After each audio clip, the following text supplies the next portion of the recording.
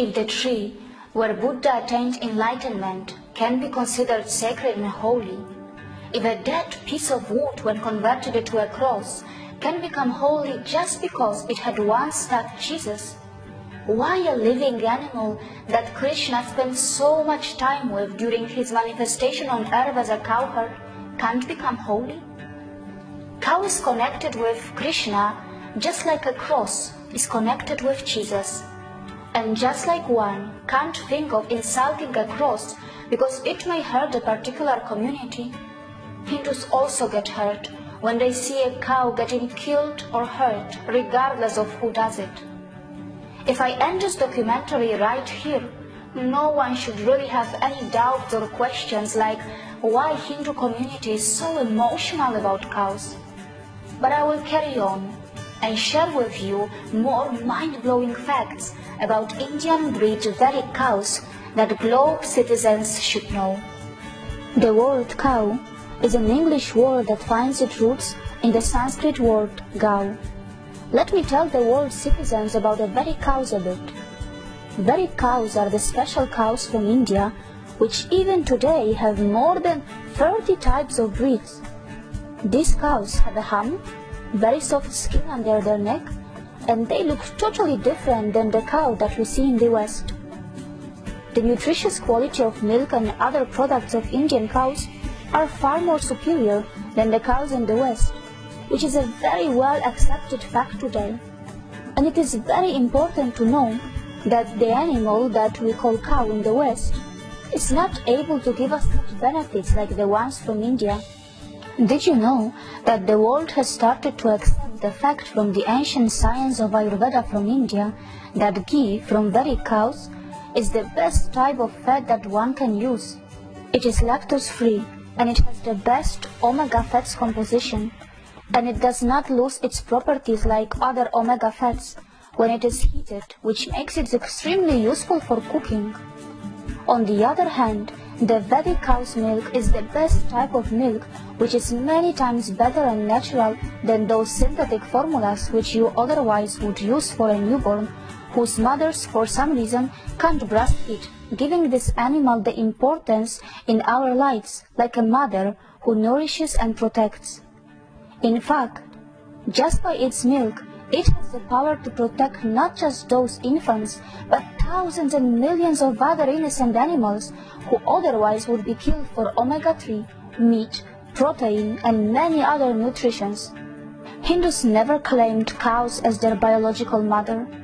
They just referred it as a mother because of its motherly attributes. They call it holy because of its godly elements. Vedic cow's products are also equally good for the adults for its perfect composition of nutrients for human consumption, and so are all the other dairy products that are made from it. How many of you actually knew that there are many patents in the US for the medicines that are made from the urine of Indian breed cows, which can cure many so-called incurable diseases? According to the enlightened gurus and yogis of India, they do not need any type of approval or international certification to understand the tremendous medicinal properties that the Indian cow's urine has. The patents are there just to satisfy and convince those minds who prefer to base their knowledge on such institutions. It is a known fact that for thousands of years, people from India never tried to make their knowledge exclusive, whether it was their ancient medical science of yoga, Ayurveda, or even their mathematics, astronomy, physics, or trigonometry. It is because the sole agenda of Indians was human welfare and not to self-praise themselves for inventing so many things. On the other hand, the ideas to claim an invention, making it exclusive, patenting it, selling it, are all the ideas that originated from the West. And this is why we are seeing many Western companies reintroducing Ayurveda ingredients such as neem, charcoal, sandal, turmeric, cucumber in so many beauty products, toothpaste and other toiletries which they all once opposed. On the other hand, some of the people in the world community find it really strange and gross that Hindus make medicines out of Vedic cow urine. Without pointing to any specific country or community, Let me say one thing, that if so many people from different cultures around the world can eat the internal organs and even the whole genitals of animals for taste, and not just that, the West, who is the father of the porn industry, can do all kind of unimaginable gross things while making porn and still manage to glorify it, then why the world bothers so much when Indians make incredible medicines out of filtered cow urine? Let me tell you that many of the modern drugs or supplements that you take are made from the animal products that you can't even imagine.